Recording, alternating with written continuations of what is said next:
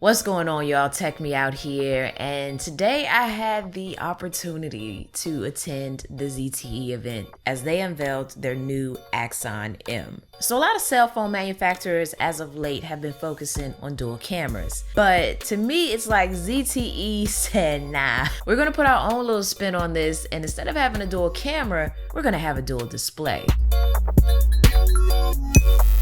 So that's pretty much the really big talking point about the Axon M, this phone that has two screens. You basically open it up like a book by its foldable hinge, and then you can utilize one of three different modes to maximize productivity using both displays. When they made this announcement, I was like intrigued, but at the same time perplexed. It's one of those phones that if you were out and you saw somebody pull a phone out that had two screens, you're instantly like intrigued because it's so different, but at the same time, are you gonna be looking at it like, dag, I gotta pick that up, you know? I don't know, I'm trying to hold judgment and not judge a book by its cover. Now, for those of you who aren't new to my videos and you know how I do, I like to have a discussion with you, so definitely drop some comments down below in terms of your thoughts of the device as I'm unveiling more about it to you. And while you're down there, don't forget that like button. But moving on, let's talk about the device. So in regards to the size of the screen, you got a 5.2-inch display and it has a 1080 by 1920 resolution. So pictures and videos are gonna look fine on this.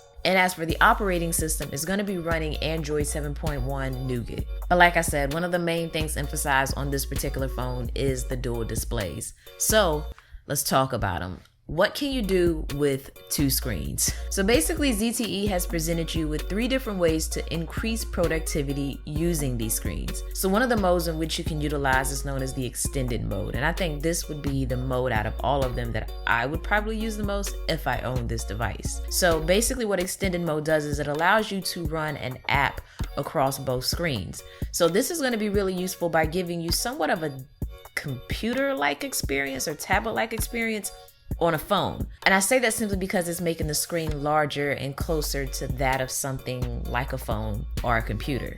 So when you're doing something like looking at a YouTube video, it will now stretch across both screens. So you can look at the video on the top, the comments at the bottom, and not really have to sacrifice losing sight of one thing over the other as you're looking at both of them at the same time. So I can see some of the advantages there. The only thing I guess that would concern me here is the split between the two displays. It's like, I don't know, it almost caused a disconnect for me as I was navigating between the two. It could be because the technology is new and it just takes some time to adapt and get adjusted, but that is just something that I noticed. Now the second mode you have is dual mode. So this is really great for those of you that want to juggle two apps simultaneously. So yes, you can do this on other devices that are currently out right now, like the Note 8. You can pull two applications up and run them at the same time. But what makes the Axon M stand out in this category is that you're basically using two full screen apps at the same time on a phone. So you're basically able to see both applications in which you're trying to run in their full form, one on the left and one on the right. And then the third mode in which you can utilize is known as mirror mode.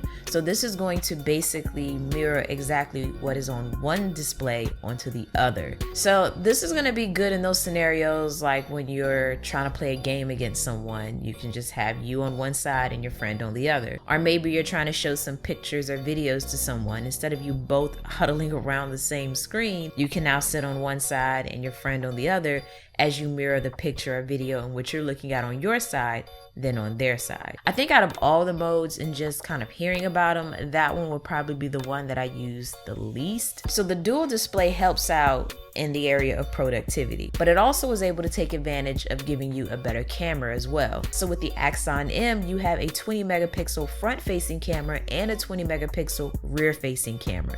So you're not sacrificing when you're switching between cameras. But one thing that I did notice, because of the design choice with the dual displays, normally you would tap the icon and it would flip the camera for you between your rear facing camera and your selfie camera.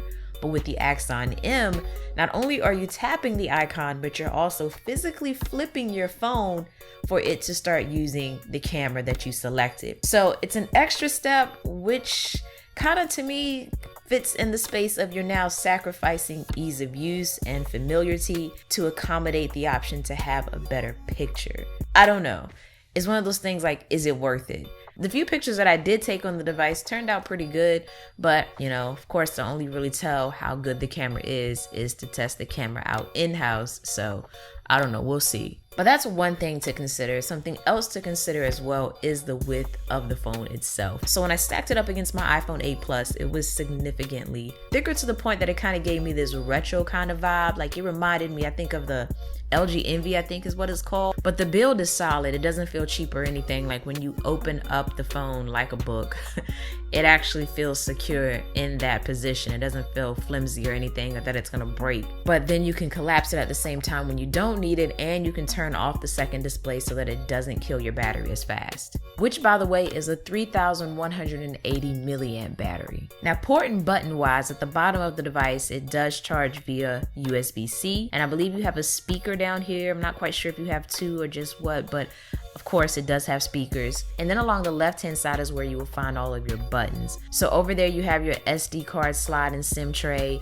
You also have your volume rocker, and then your power button, which also functions as your fingerprint reader. So this is something else, once again, that you have to get used to. The fact that all of the buttons are located along the left-hand side. So even though every phone is different, there's just certain things that are just kind of general concepts across the board that we just grow accustomed to and expect. So this really takes not only a drastic different approach with the dual displays, but even in the button placement, because on the right hand side you have the hinge, so the buttons have to be on the left because on the back is the display. So it's a lot of things to really get used to in order to fully enjoy the displays on this particular device. I do like some of the things that the dual displays will offer, such as, the ability to watch 2 different videos at once. That's kind of cool. So you can literally have one video playing in the top and another at the bottom, and then reroute the audio of the one in which you want to hear in that moment. So there's some cool aspects about the Axon M. There's some useful things about the Axon M. Now, it is priced closer to the market of other flagship devices like the Note 8 or the iPhone 8. So it's not really a budget phone. But I don't know, I guess this might be one of those devices for me that I have to get and try out, for a couple of days, in hand, in-house kind of thing. But ZTE really took a different approach with this one, and I'm curious to know your thoughts on it. Is this a device that you have your eye on and potentially would invest your money in, or would you skip it? I did ask you all on Instagram, did you feel like the dual displays were innovative or not? And a lot of you said that you felt it was not. But overall, I had a really great time at the event. I got the opportunity to meet some other awesome content creators for the first time or again. If you follow me on Snapchat and Instagram, you were able to see some of the things that were going on in the moment as I was at the event. So if you don't follow me on Instagram, Snapchat, or Twitter, I think you might want to.